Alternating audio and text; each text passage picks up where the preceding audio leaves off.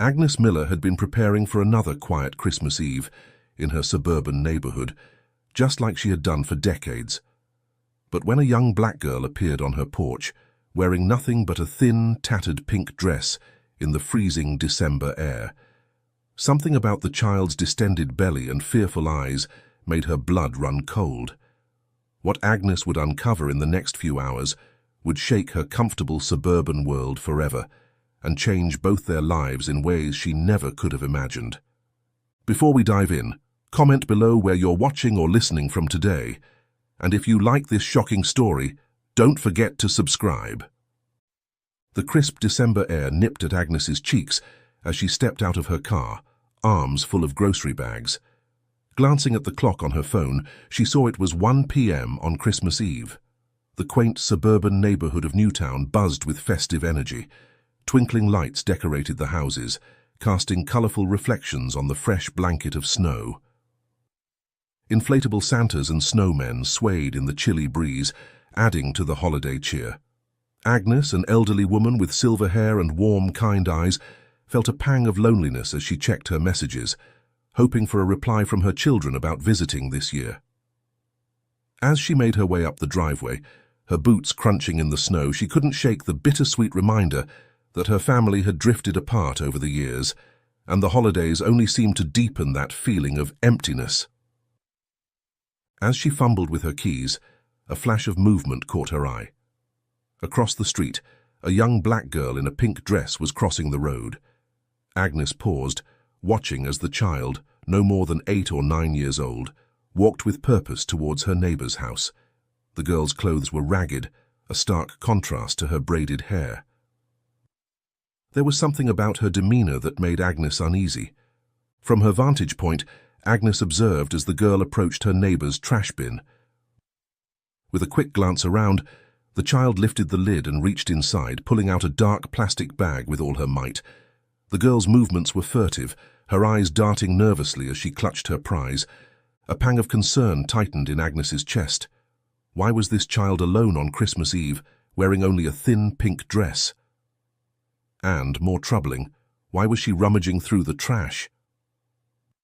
The girl's actions hinted at desperation, a stark contrast to the warmth and security usually found in their cozy neighborhood.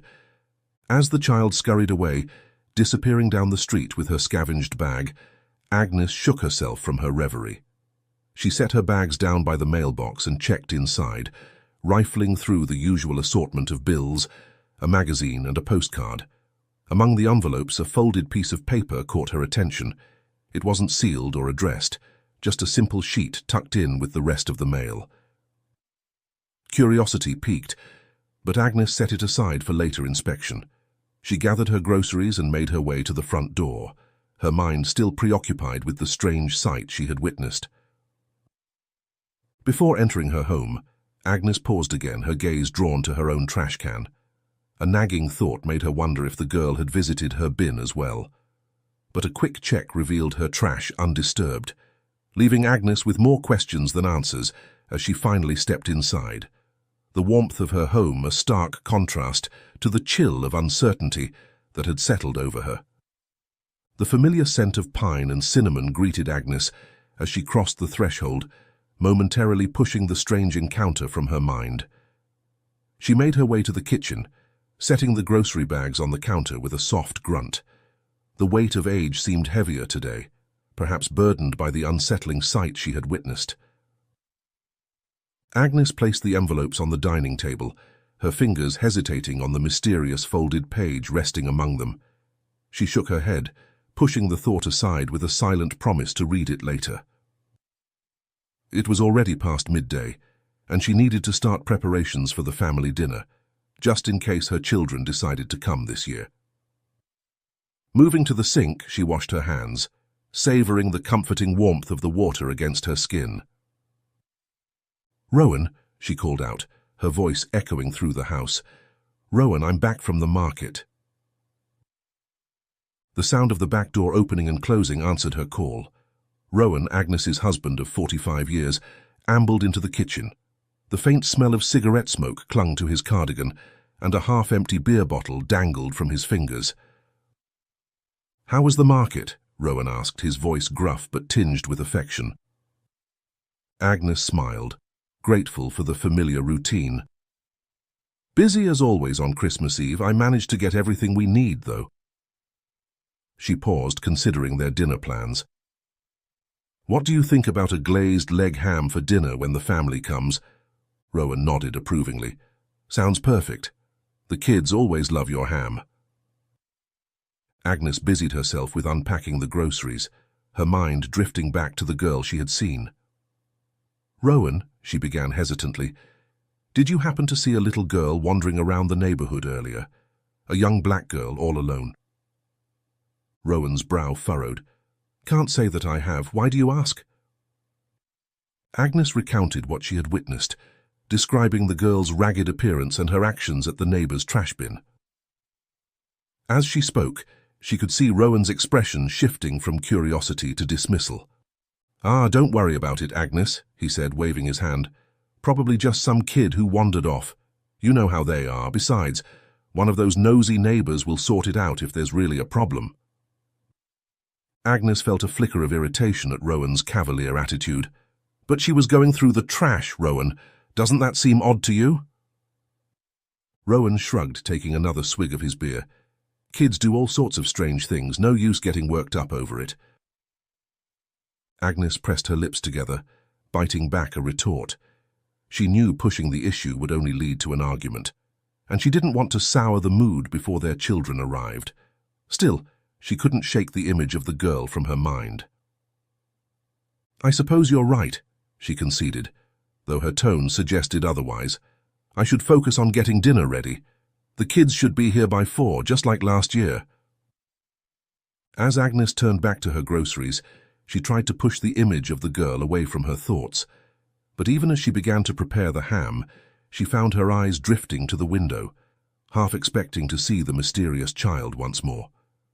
The kitchen soon filled with the warm, comforting sense of Christmas as Agnes set about preparing the leg ham.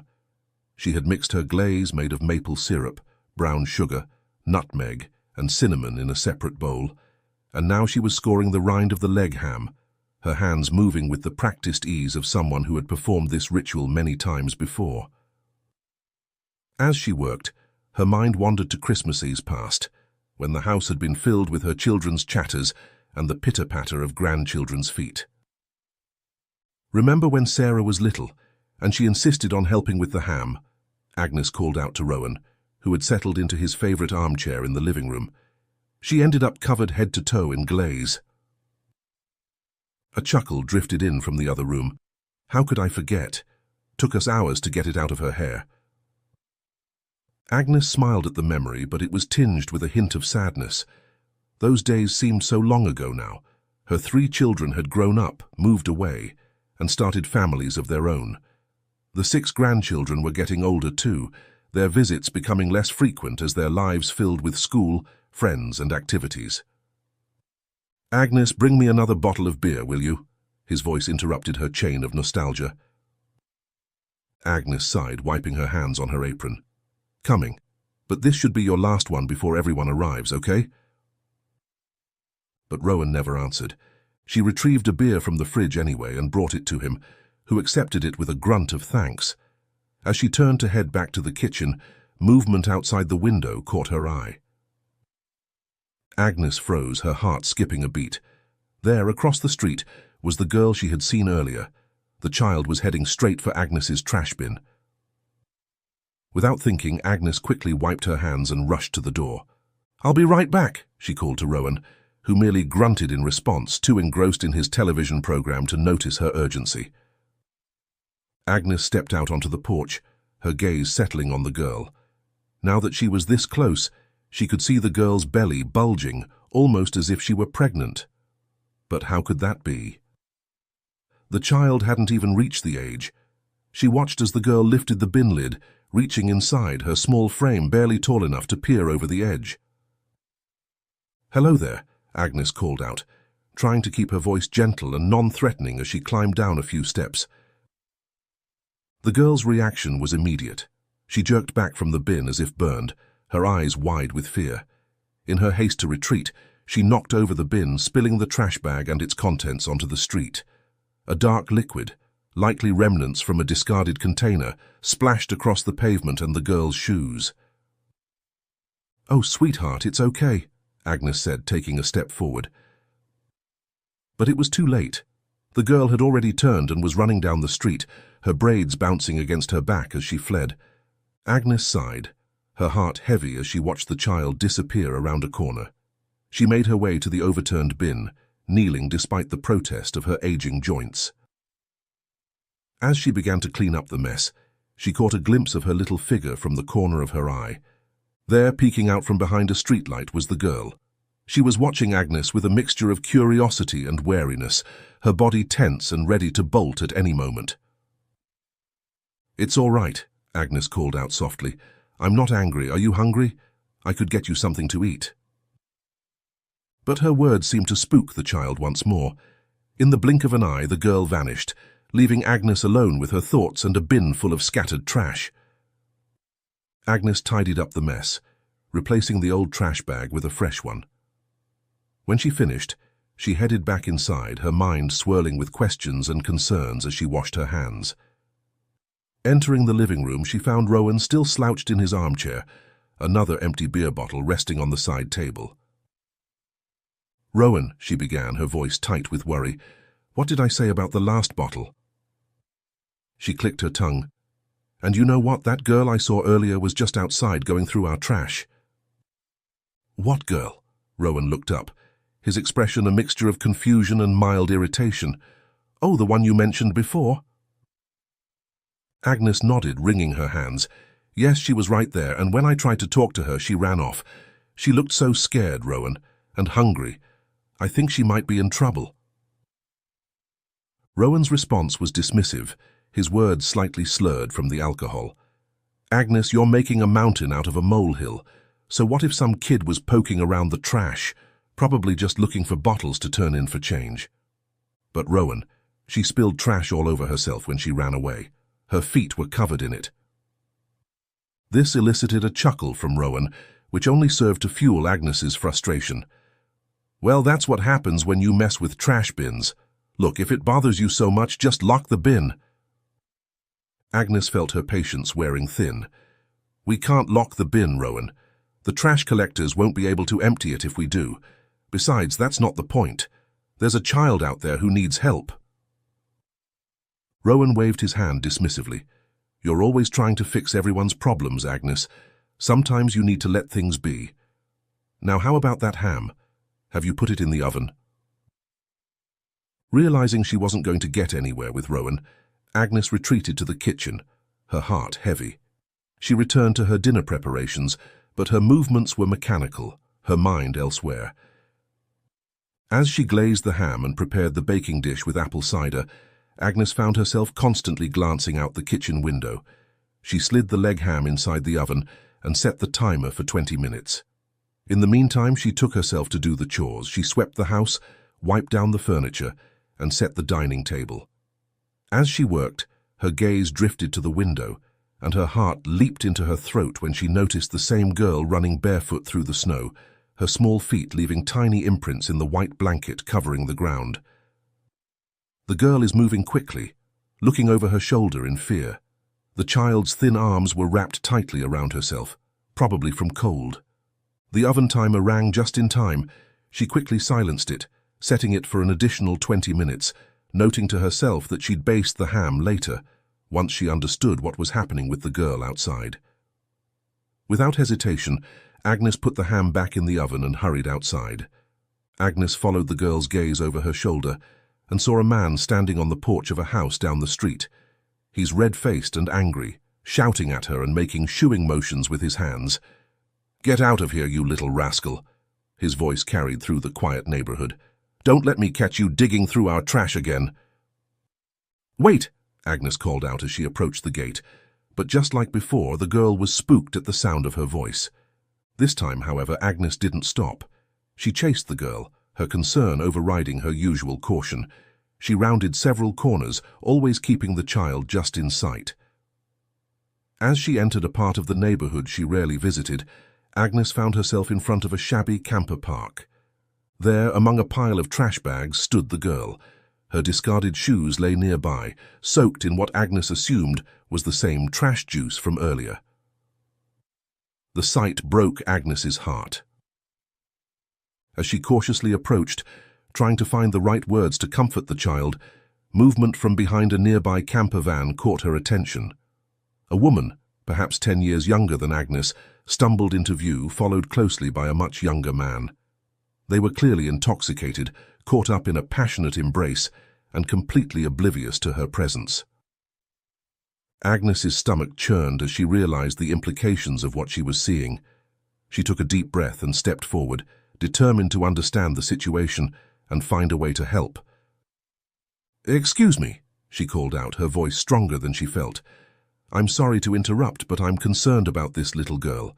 Is she with you?" The woman broke away from her companion, her eyes narrowing as she focused on Agnes. "Who the hell are you?" she slurred, her words thick with alcohol. Agnes stood her ground, though her heart was racing. "My name is Agnes. I live a few streets over in that neighborhood." She pointed to the direction where she came. "I've seen this girl going through trash bins in our neighborhood, and I'm worried about her. Is she your daughter?" The woman's face contorted into a sneer. "What's it to you? Mind your own damn business, lady." Agnes felt a surge of anger at the woman's dismissive attitude. "I'm trying to help. This child was digging through trash, and now she's standing here barefoot. Her feet were turning blue, and look at her belly. Is she sick? Surely you can see why I'm concerned." The man, who had been silent until now, stepped forward menacingly. "You heard her. Get lost, Grandma. This ain't your problem." Agnes stood her ground, her gaze shifting between the hostile adults and the silent, wide-eyed child. She knew she couldn't leave, not without doing something to help. Agnes's heart raced, acutely aware of the hostility radiating from the couple before her. The little girl remained silent, her eyes darting between Agnes and the adults, fear evident in her posture. "Look," Agnes began, trying to keep her voice calm and reasonable, "I'm not here to cause trouble. I'm just concerned about the child's welfare. She's been going through trash bins in our neighborhood, and now she's here without proper clothing. Can we please talk about this?" The woman, who Agnes assumed must be the girl's mother, let out a harsh laugh. "Talk about what? You come here sticking your nose where it doesn't belong, and now you want to chat? Get lost, lady." Agnes felt her frustration mounting, but she forced herself to remain composed. "I understand you might be going through a difficult time, but surely you can see that this situation isn't right for a child. Is there someone I can call to help? A family member, perhaps? I also have warm clothes for her size back in my place. Just a few minutes walk down that neighborhood." The man stepped forward, his stance aggressive. "You deaf or something? We told you to mind your own business. Now get out of here before things get ugly." Agnes turned her attention to the girl, who had edged closer during their exchange. "Sweetheart, what's your name? Are you hungry? I could bring you some food and a warm jacket if you'd like." She reached out, gently placing a hand on the girl's belly, trying to understand. The girl was definitely not pregnant at that age, and it didn't feel like a tumor. Before the child could respond, her mother intervened. "Her name's Maya, and she's fine. We don't need your help or your pity. Get your hand off of her." Maya's eyes lit up at the mention of food, but a sharp look from her mother silenced any response she might have given. She stepped a few steps back. "That's enough," the woman snapped. "Maya, get over here, now!" As Maya reluctantly obeyed, Agnes felt a surge of desperation. She couldn't just walk away, leaving this child in such a precarious situation. But what could she do? "Please," Agnes tried one last time, addressing the mother directly. "I'm not judging you, I just want to help. A child shouldn't be digging through trash for food or standing barefoot in the cold. Please let me help." She handed out a few notes from her wallet to Maya, and she accepted. The man standing beside the mother laughed in a thick, gravelly voice. "You know that's for your mom and I, don't you, Maya?" For a moment, something flickered in the child's eyes, a hint of fear or shame perhaps, or regret for accepting the money. "Please, ma'am, just go," she said in her thin, dry voice. "I'm cold and I need to go inside the van for warmth. The woman released a cold smoke from her breath. "You hear the child. Leave us alone and forget you ever saw us. That's what's best for everyone." "Let's go, Meta," said the man, touching her shoulder and rubbing the back of her neck. He grabbed Maya's wrist and pulled her inside. The man gave Agnes one last menacing glare before slamming the door shut, with a finality that echoed through the quiet campground. Agnes felt tears freezing at the corners of her eyes as she stood there for a moment, her mind reeling. She had come here hoping to help, but had she made the situation worse? As she slowly turned to leave, she caught a glimpse of Maya's face through the van's grimy window. It's the look of silent pleading. With a heavy heart, Agnes began the walk back to her house. She knew she couldn't leave things as they were, but what could she do? As she trudged home, her mind raced with possibilities, each seeming more impossible than the last. One thing was certain. Her quiet Christmas Eve had taken a turn she never could have anticipated. The festive decorations adorning the houses she passed seemed to mock her, their cheerful lights a stark contrast to the darkness she had just encountered. As she approached her front door, the shrill sound of the kitchen timer pierced through her troubled thoughts. With a start, Agnes realized she had left the ham in the oven too long. She hurried inside, the warmth of her home feeling almost suffocating after the chill of her recent encounter. "Agnes!" Rowan's voice, tinged with irritation, greeted her as she entered.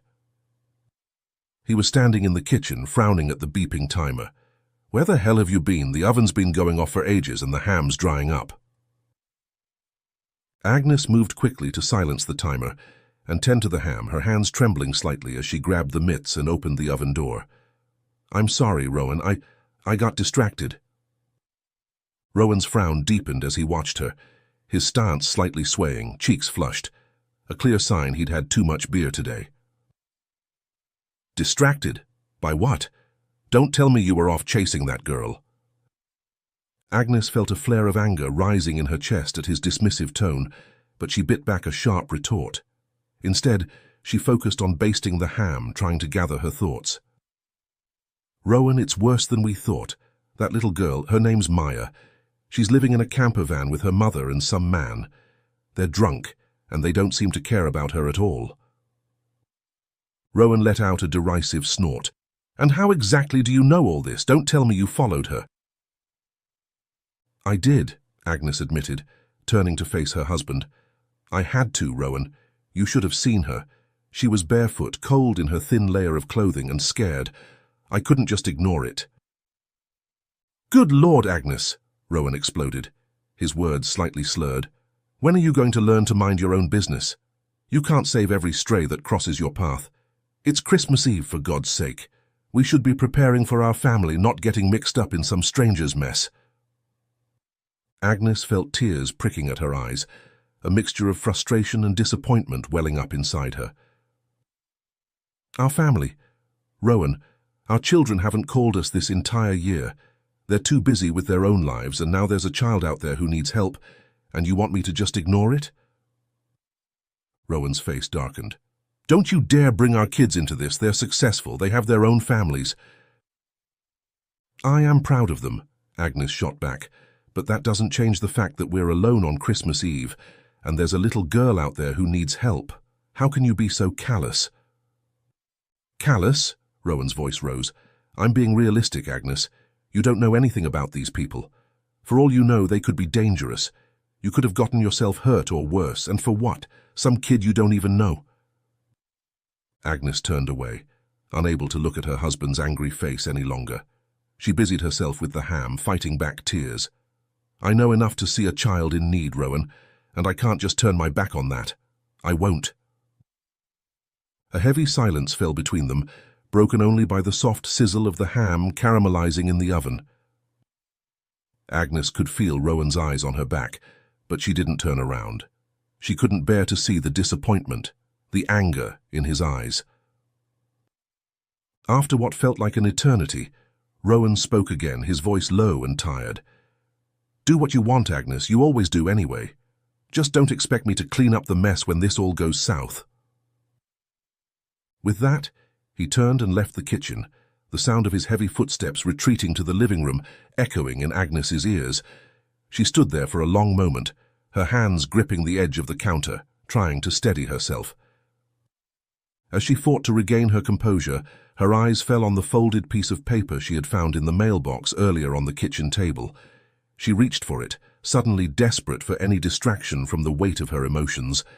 Unfolding the paper, Agnes felt her heart stop as she read the childish scrawl, "Help, I need food, hungry, give money and put in trash." The words blurred as tears filled Agnes's eyes. She knew without a doubt that this note was from Maya. The realization hit her like a physical blow. This child had been crying out for help right under their noses, and they had almost missed it entirely. At that moment, standing alone in her kitchen with the evidence of Maya's desperation in her hands, Agnes made a decision. She couldn't ignore this. No matter what Rowan said, no matter how difficult it might be, she had to find a way to help Maya. The question was, how? The sweet scent of the ham filled the air as she basted the meat with cider and brushed another coat of maple glaze syrup over its surface. The late afternoon sun had cast long shadows across the kitchen floor. The house was quiet, save for the occasional clink of Rowan's beer bottle from the living room. The tension between them hung heavy in the air, neither willing to break the uneasy silence that had settled after their argument. Agnes's phone buzzed suddenly in her pocket, startling her from her thoughts about Maya's notes. She reached for it, expecting perhaps a last-minute confirmation that her children were on the way to her house. Instead, she found herself staring at a group message that made her heart sink. "Mom, Dad," the message began, "we've got some news. We've decided to do something different this year for Christmas. We've booked a last-minute trip abroad. We're so excited for this family adventure. We'll miss you both, of course, but we'll call on Christmas Day to catch up. Love you." Agnes read the message once, twice, 3 times, each time feeling the weight of disappointment settle more heavily on her shoulders. She looked up, catching Rowan's eye as she entered the living room. "What is it?" he asked, noticing her expression. Wordlessly, Agnes handed him the phone. She watched as he read the message, his face a mixture of emotions, surprise, hurt, and finally a resigned acceptance that made Agnes's heart ached. "Well," Rowan said after a moment, his voice gruff, "I suppose we should be happy for them. It's good they can afford such luxuries." Agnes detected a hint of bitterness in his tone, but she was too overwhelmed by her own emotions to address it. "But it's Christmas," she said softly, her voice barely above a whisper.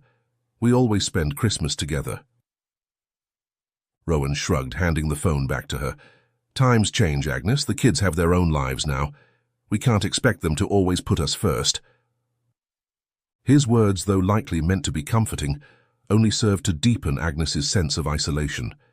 She looked around the room, taking in the decorated tree, the stockings hung with care, the piles of wrapped gifts that would now sit unopened.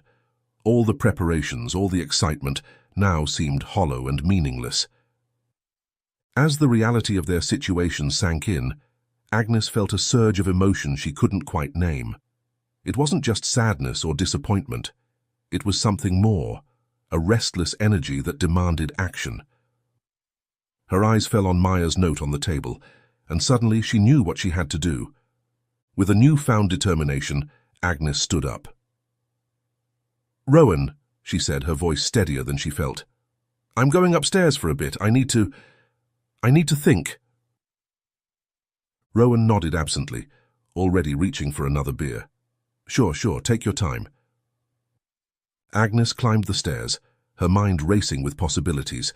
She entered what had once been the playroom for her grandchildren, now a storage space for memories and forgotten toys. Opening a large chest, she began to sort through its contents, setting aside plush animals, dolls, and action figures that her grandchildren had long outgrown. Next, she moved to the wardrobe, pulling out gently worn dresses and warm clothes that had once belonged to her granddaughters. She selected items she thought might fit Maya, adding a cozy sweater and a small winter jacket to the pile. As she worked, Agnes felt a sense of purpose washing over her. She might not be able to change her own family's plans, but she could make a difference in Maya's life.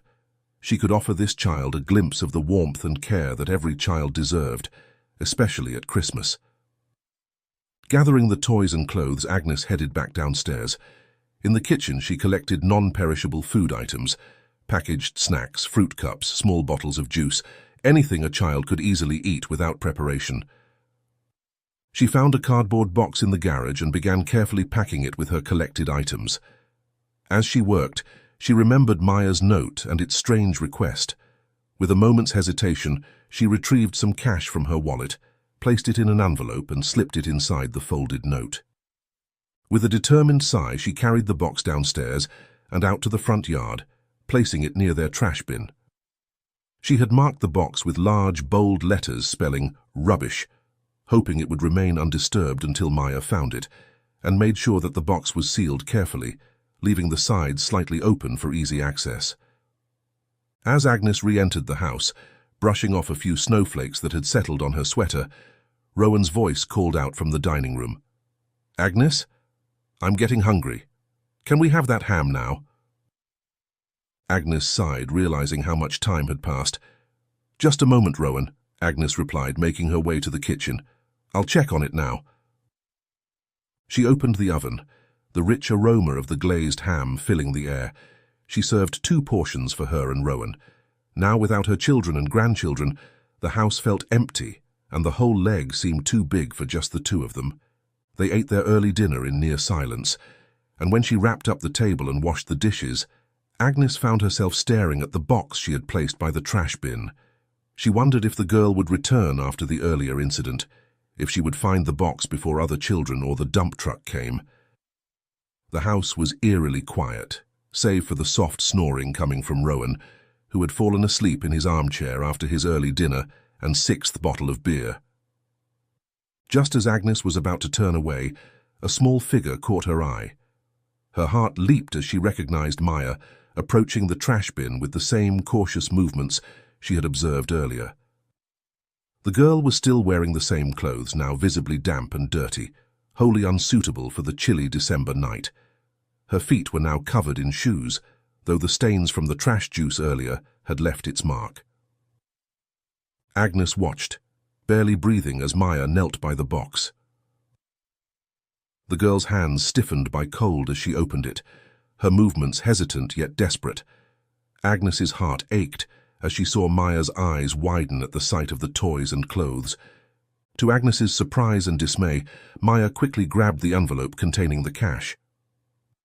The girl clutched it tightly, a look of quiet relief washing over her face. But what truly broke Agnes's heart was watching Maya deliberately leave behind the toys, clothes, and food she had so carefully packed.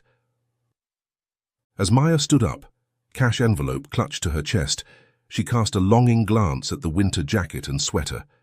For a moment, it seemed she might reach for them, but then she shook her head as if reminding herself of some unspoken rule. With one last look around, Maya turned and began to walk away. Agnes felt tears welling up in her eyes. She had hoped that Maya might find some happiness in the toys and some warmth in the clothes, but the girl's actions spoke of a child forced to grow up too fast, prioritizing survival over any form of childhood pleasure. Lost in her thoughts, Agnes didn't hear Rowan approaching until he spoke, his words slightly slurred from alcohol. "What are you looking at?" Agnes jumped, turning to face her husband. Before she could respond, Rowan had joined her at the window, his eyes narrowing as he spotted Maya retreating down the street. "That her?" he asked, his tone laced with disdain. "The one you've been fussing about all day?" Agnes nodded, her voice caught in her throat. Rowan scoffed, shaking his head. "Look at her, digging through our trash. These people always scrounging around where they don't belong, probably casing the neighborhood, looking for houses to rob." The casual cruelty of Rowan's words hit Agnes like a physical blow. She turned to him, anger flaring in her chest. "How can you say that? She's just a child, Rowan, a hungry, desperate child." Rowan rolled his eyes. "You're always too soft on people, Agnes. Not everyone deserves your kindness, you know. Some folks are just trouble, plain and simple." "Trouble," Agnes repeated, her voice rising. "That trouble is a little girl who's cold and hungry on Christmas Eve. How can you be so heartless?" Rowan's face darkened. "Heartless? I'm being realistic. You don't know anything about her or her family. For all you know, they could be dangerous criminals." "She's a child," Agnes exclaimed, her patience finally snapping. "What kind of person looks at a hungry child and sees a criminal?" The harshness of her words seemed to penetrate Rowan's alcohol-induced haze. He blinked, taken aback by her outburst. For a moment, something like shame flickered across his face, but it was quickly replaced by defensive anger. "Fine," he muttered, turning away. "You want to waste your time on some stranger's kid, go ahead. Just don't come crying to me when it all blows up in your face." As Rowan stumbled back to his armchair and turned on the TV, Agnes felt a surge of determination. Without a second thought, she grabbed a plate and quickly loaded it with a generous portion of the ham she had prepared earlier, along with some sides. Taking a deep breath, Agnes opened the front door and stepped out onto the porch. The cold air bit at her skin, but she barely noticed, her eyes scanning the street for any sign of Maya. "Maya?" she called out, her voice carrying in the quiet night. "Maya, sweetheart, are you there?" For a long moment there was no response. Then, almost imperceptibly, a small figure emerged from the shadows. Maya stood at the edge of the lawn, her body tense, ready to flee at any moment. Agnes's heart ached at the sight of the girl's wary posture. She held out the plate, her voice gentle and reassuring. "It's okay, Maya. I'm not going to hurt you. I have some food here if you're hungry. Would you like to come in and eat with me?" Maya hesitated, her eyes darting between Agnes and the plate of food. The internal struggle was visible on her young face, the fear of trusting a stranger warring with the gnawing hunger that Agnes could only imagine. After what felt like an eternity, Maya took a tentative step forward, then another. Agnes remained still, not wanting to startle the girl. Finally, Maya reached the porch steps, her small frame shivering in the cold night air. "That's it, sweetheart," Agnes encouraged softly. "Come in, it's warmer inside." As Maya climbed the steps, Agnes could see the toll that neglect had taken on the child. Her clothes were dirty, her shoes worn through, and now she had bruises on her face. Despite the cold, she wore no coat, and her arms were wrapped tightly around her thin body. Agnes gestured to let her in, setting the plate on the dining table and guiding her to her seat. "Here you go, Maya. Eat as much as you like." Maya's eyes widened at the sight of the food. She glanced at Agnes as if seeking permission before beginning to eat. The speed and desperation with which she consumed the meal broke Agnes's heart all over again. As Maya ate, Agnes gently tried to engage her in conversation. "Maya, sweetheart, can you tell me about the woman I saw earlier? Is she really your mother?" Maya paused, her fork halfway to her mouth. She nodded slowly, her eyes downcast. "Yeah, that's my mom. Her name's Meta."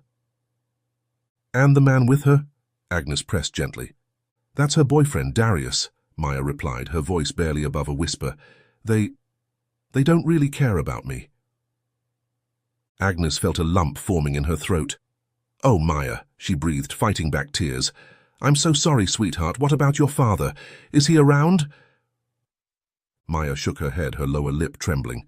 "No, he left a long time ago to the army. I miss him."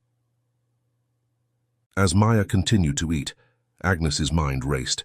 The situation was even worse than she had feared. This child wasn't just neglected, she was actively being pushed away by the very people who should have been protecting her. "Maya," Agnes said softly, "you must be cold. Would you like to take a bath and warm up? We have hot water and some clean clothes that might fit you." Maya looked up, hope and fear warring in her eyes. For a moment it seemed she might accept the offer, but then she shook her head, glancing nervously down the street. "I can't," she whispered. "Mom and Darius, they'd be mad if I went with you." Before Agnes could respond, a gruff voice called out from inside the house. "Agnes, what the hell are you doing? Now you let her in our house?" Maya startled at the sound, nearly dropping her plate. Agnes turned to see Rowan standing in the doorway, his face a mask of irritation. "Rowan, please," Agnes began. "I told you to leave this alone," he growled. "Are you out of your mind?" Maya scrambled to her feet, terror evident in her eyes. "I'm sorry," she stammered. "I didn't mean to cause trouble. I'll go." "No, Maya, wait," Agnes called. Her grip clenched her wrist. Maya looked at her hand with a terrified look, and Agnes realized she had acted over her head. She let go of Maya's hand, but before the girl could dart outside, there was a loud knock on the door. Agnes paced to the door and found herself face to face with Meta and Darius, their eyes blazing with anger. "Where is she?" Meta demanded, her words slurring slightly. "You kidnapped our daughter!" Agnes felt her heart drop as she saw Maya standing behind her parents, looking conflicted and scared. The girl's eyes met Agnes's briefly before darting away. "We didn't kidnap anyone," Agnes protested, her voice shaking. "We were just trying to help." "Help?" Darius sneered.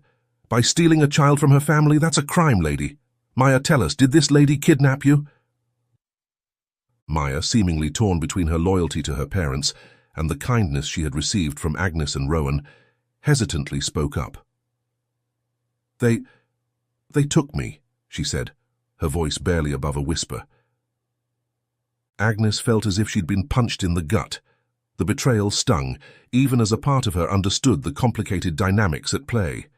Neighbors, drawn by the commotion, began to gather on the street, watching the scene unfold with a mixture of curiosity and concern. Rowan, having had enough of the situation, stepped forward. "That's it," he said firmly. "I'm calling the police. Let them sort this out." As Rowan reached for his phone, Meta and Darius exchanged a panicked look. Meta's facade crumbled instantly. "Take her," she yelled, her face contorting with a mixture of rage and desperation. "I don't want her. I ain't dealing with police because of her."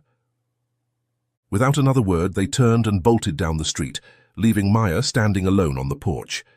The girl looked up at Agnes, tears welling in her eyes. "I'm sorry," she whispered.